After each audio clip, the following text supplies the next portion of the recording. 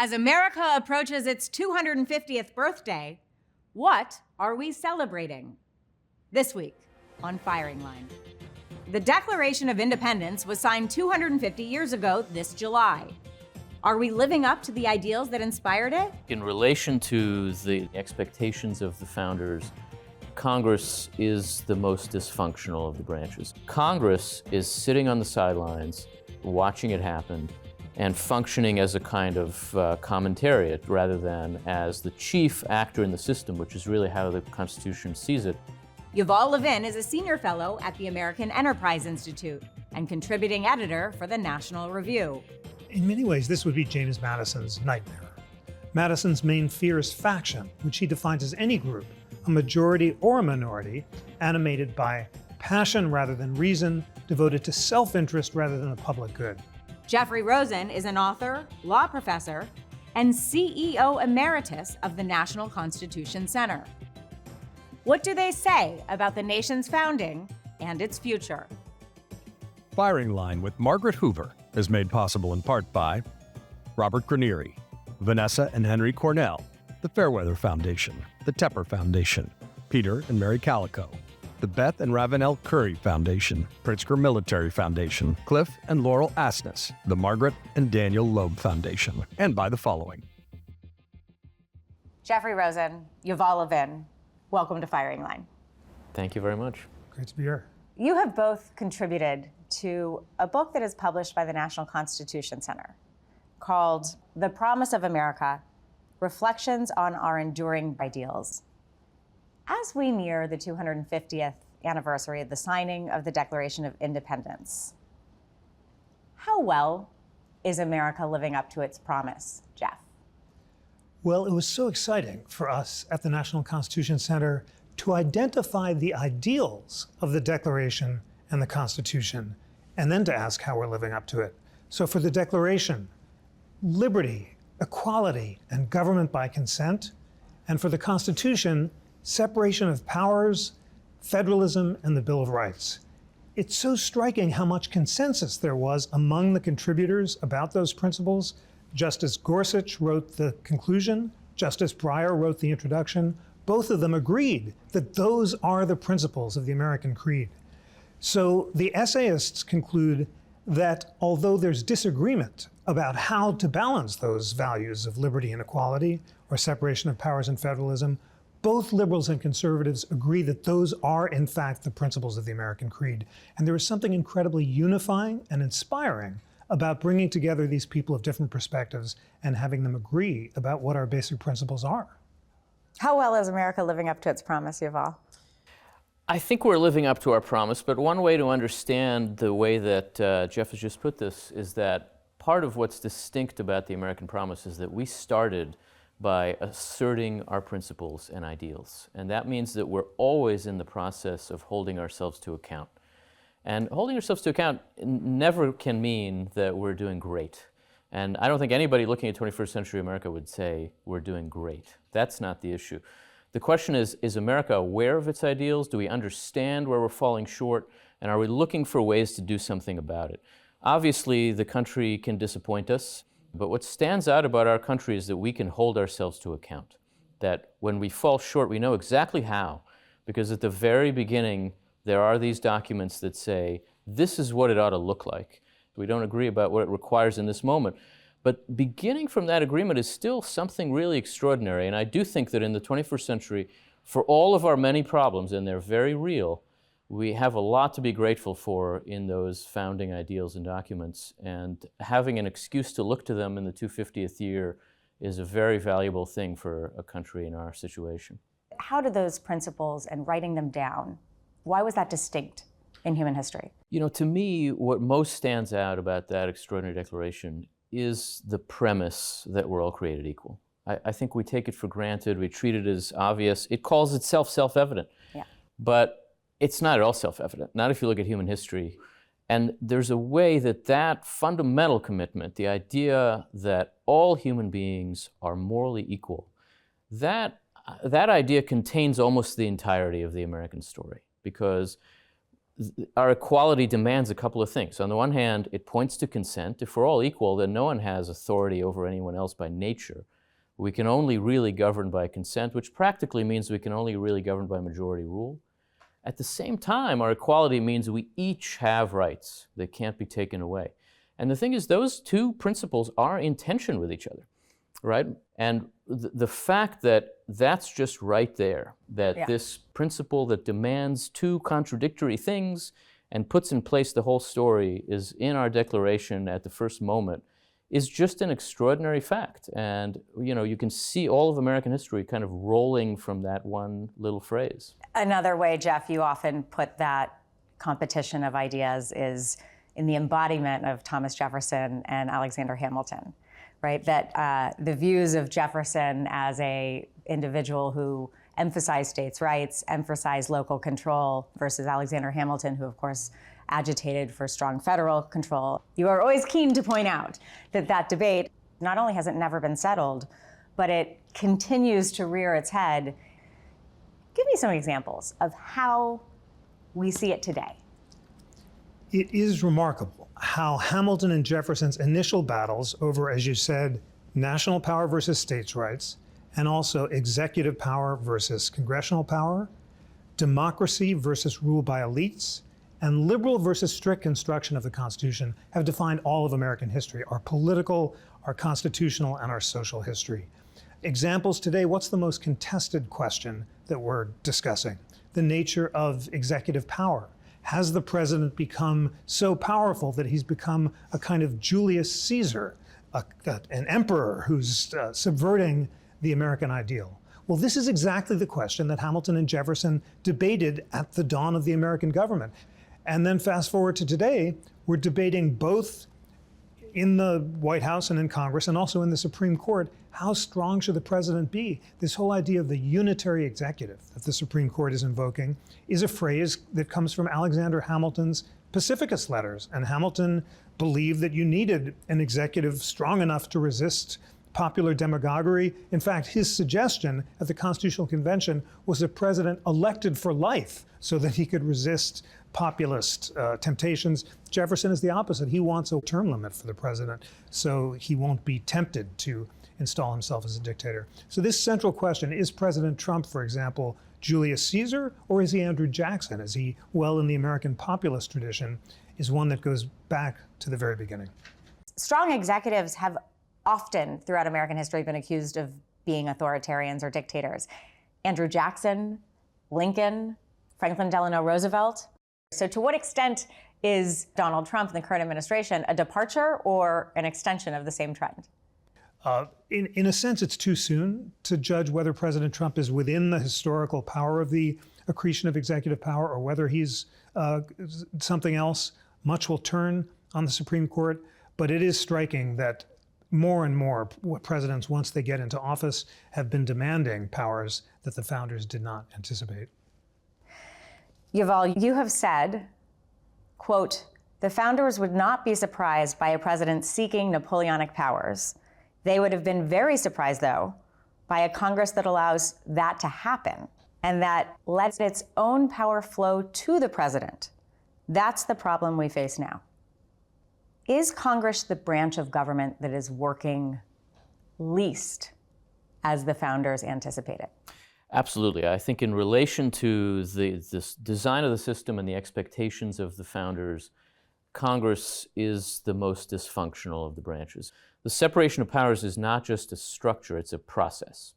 It only works if everyone involved is pushing hard. And the expectation is that it would take the form of continual conflict. And it's only as a result of that conflict that a kind of stability can be sustained. So that in the absence of conflict, and strangely enough, I look at this moment and I see an absence of conflict. In the absence of that conflict, there is imbalance. And the absence is not a result of a president who doesn't want enough. This president wants a lot. And whether it's within the bounds of prior presidential power struggles or not, there's no doubt that he's after more executive power. The courts are active too, and they're assertive. They're facing a very demanding situation. I think they're rising to that challenge for the most part. Congress is sitting on the sidelines watching it happen, and functioning as a kind of commentariat rather than as the chief actor in the system, which is really how the Constitution sees it. And that absence of congressional action creates a vacuum that presidential power rushes into, that the courts rush into in ways that they certainly feel like they're getting dragged and are forced to act in the present tense in ways they're not really built for. A lot of that, almost all of it, is a function of Congress choosing to stay out of the game. And I think that's our chief constitutional problem now. What do you mean by an absence of conflict in Congress? There's a lot of talk about conflict. There's a lot of talk about fighting. But the fact is, everything that members of Congress complain about when they talk about what the president does are things they could do something about. If they don't like the tariff policy, Congress can direct and change tariff policy. In fact, the Constitution gives that power to Congress. They've given it to presidents, and they can take it back. Mm-hmm. If they're not happy about where the federal budget is going, well, that's really their first and foremost job. They should act on that front. And war powers? War powers, too. They have a role to play. War powers do belong to the president to a large degree, but there's a role for Congress. There's a role for Congress in declaring war, in providing authorizations for military action, in controlling the defense budget, power of the purse, oversight. Absolutely. They can do a lot more of the kind of traditional oversight than the modern Congress has done. There's a way in which Congress has come to see itself as a secondary player in a fundamentally presidential drama, so that the question they always face in their own minds is a yes or no question about the president. And actually, the question Congress needs to answer is what ought to be the direction of our national government. That's the question that's up to them. The person who's empowered to answer yes or no questions is the president. He has a veto power. They send him something and he says yes or no. It's a very strong power, but he doesn't get to drive. Only if Congress lets him does he have the kind of command of the agenda that our modern presidents have had. The role that members of Congress have is an active role. It is not passive observation. It's not commentary. They're not in the business of hosting podcasts about the president. They have a real job to do. You've worked in Congress. You're a scholar of the Congress. How, in your view, has the Congress come to abdicate its authority, its power, its centrality? I think there's a lot going on there, but one key thing to see is that Congress has centralized power internally in the hands of leaders now for 50 years. Ironically, they did it actually to strengthen the institution against the president. They did it in the 70s to fight Richard Nixon, and then the Democrats did, and then Republicans did it in the 90s to fight Bill Clinton. The trouble is when you centralize power in an institution with 535 people, and you have 4 people making all the decisions, that leaves 531 very ambitious men and women looking for things to do, to gain prominence, to build their career, to advance their political interest. And if legislating is not available to them, they're going to do other things. They're going to start those podcasts. They're going to find ways to become prominent. So that the centralization of power has meant that members don't have enough to do day to day that counts as real legislation. That means that re-empowering Congress would require decentralizing, allowing the committees to exercise real power, finding ways to give members more work to do. You mentioned the centrality of speakers of the House, beginning in the 20th century, culminating perhaps was when Republicans centralized power around Newt Gingrich to challenge President Bill Clinton's authority. In 1997, as Newt Gingrich was at the end of his first term as Speaker, beginning his second term, William F. Buckley Jr. hosted a discussion about Newt Gingrich's leadership as Speaker of the House. And I'd like you both to take a look at the conversation then. Well, I think that all Republicans in Washington are under the impression that they went too far in the last Congress and are, as Kate said, sort of shell-shocked. They lack confidence in their own convictions. Went too far or went maladroitly? Went too far, I think, is the reigning. I don't think that. I think we might believe that they simply chose the wrong issues, but their own perception is they were simply too bold, and now they've got to go along to get along. Of course, that was Ramesh Ponnuru, who is currently the editor-in-chief of the National Review, who was speaking to William F. Buckley Jr., who was then the editor of the National Review, reflecting on what Newt Gingrich had gotten right and wrong, and why it was becoming difficult for him to govern the House of Representatives. Yuval, you worked for Newt Gingrich in that time. Yeah, it was not obvious then what he got wrong. And I think even in that clip we see that the sense was maybe they were pushing on different issues than they should be, maybe they were pushing too hard. In retrospect, and I will say plainly this was not obvious to me in the 1990s, in retrospect, what Gingrich got wrong was the over-centralization of power in leadership in Congress. The idea that the speaker should function as a kind of prime minister, that he should be able to wield Congress as a weapon against the president of the other party, ended up meaning that the rest of the members of Congress look to party leaders for direction. More than that, they look to party leaders for protection. They don't want to take hard votes. They get upset with their leaders when they're forced to put on the record views that might come back to haunt them at election time. And the trouble is, that's their job. That is their job. And if their job becomes just kind of playing along and being good communicators, and in return they get protected from taking hard votes, then they're not legislators. And I think as that process continued, and Gingrich centralized power after that, became further centralized. Dennis Hastert, Gingrich's successor, decided that he would never put a bill on the floor that didn't have a majority of the majority party. It's very hard for Congress to work that way. Nancy Pelosi further centralized power when the Democrats took control. And we've reached a point now where Congress is an extremely centralized legislature in a system that requires a lot of cross-partisan bargaining in order for things to work. You can't really do cross-partisan bargaining when leaders have all the power, and there is now a need for decentralization. I think that's very much where we are. Jeffrey, how do you see it? How do you see Congress's failure to jealously guard its power from the executive branch? In many ways, this would be James Madison's nightmare. Madison's main fear is faction, which he defines as any group, a majority or a minority, animated by passion rather than reason, devoted to self-interest rather than the public good.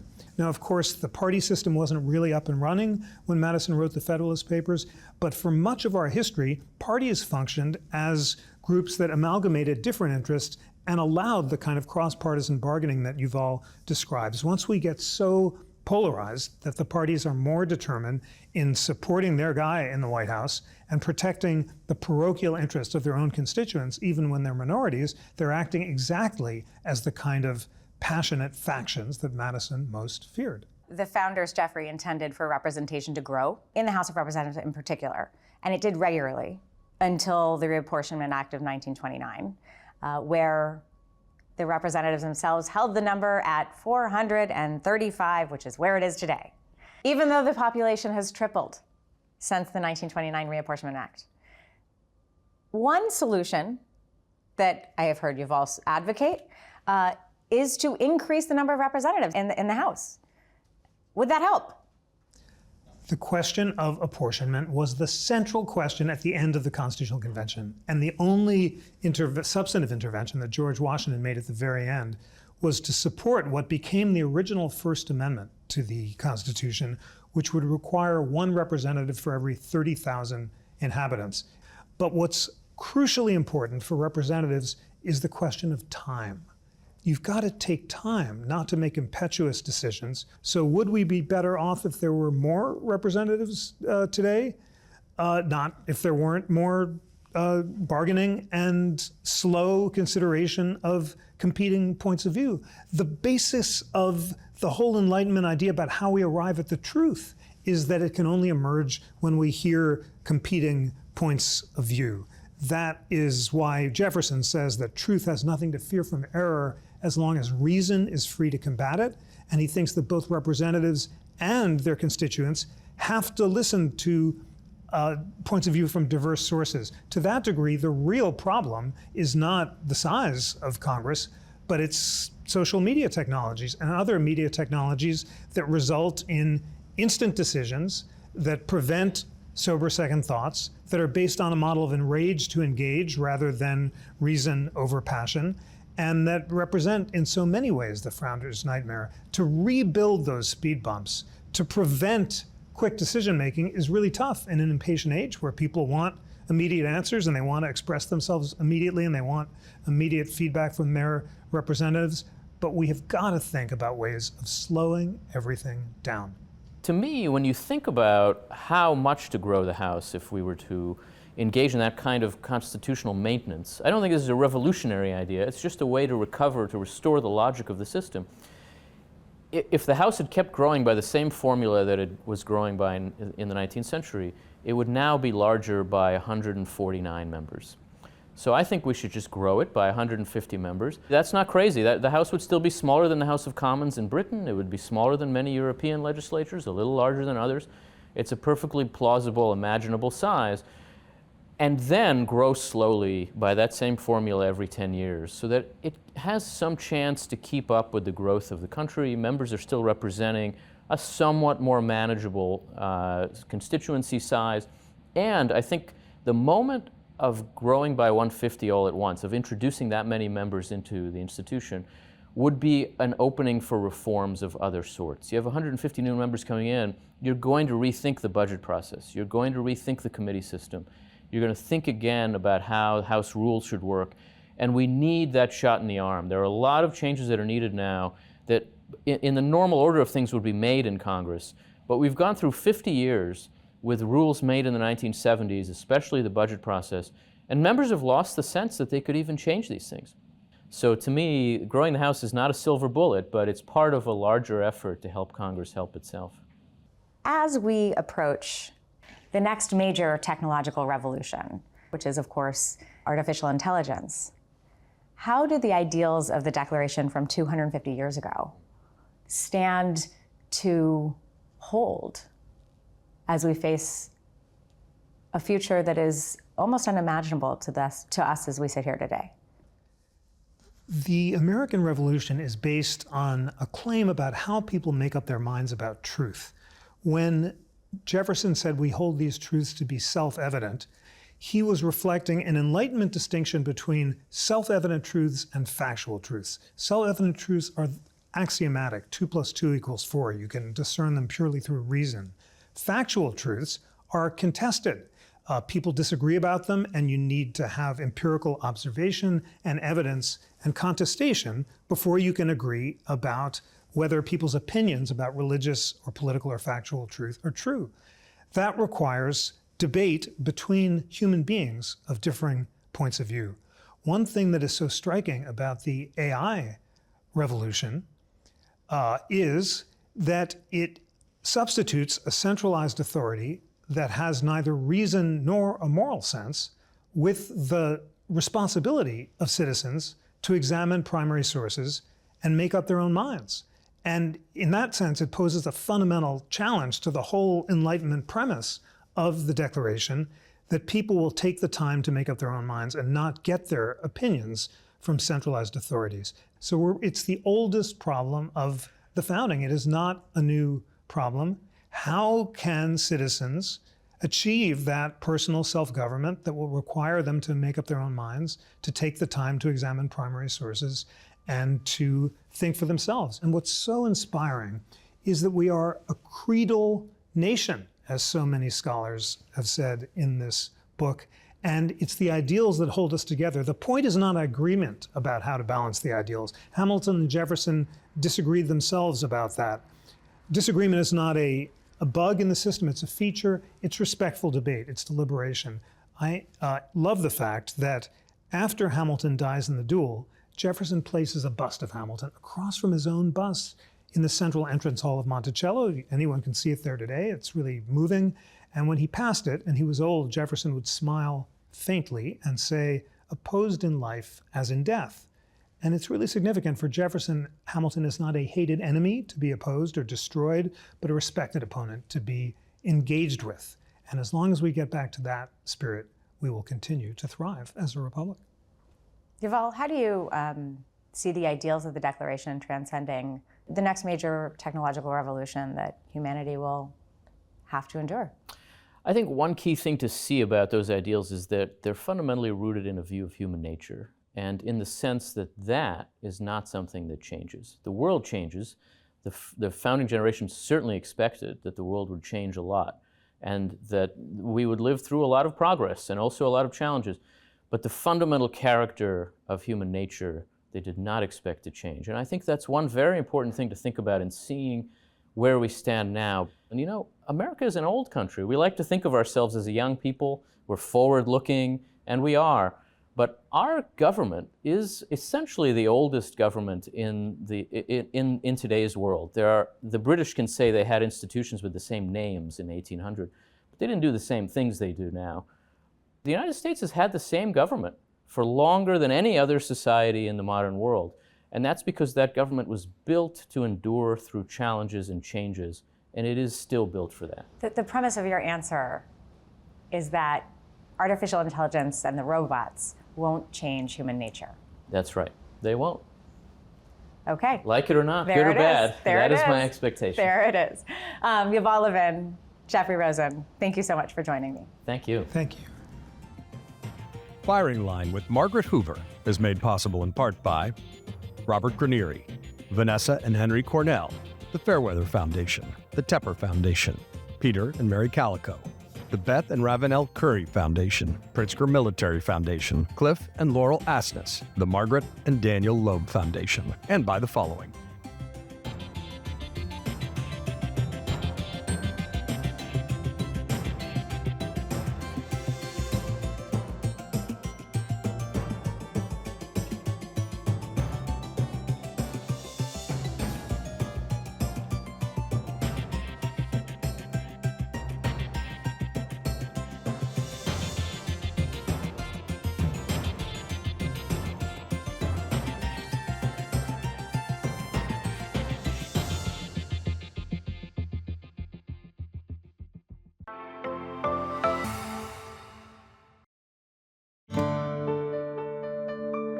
You're watching PBS.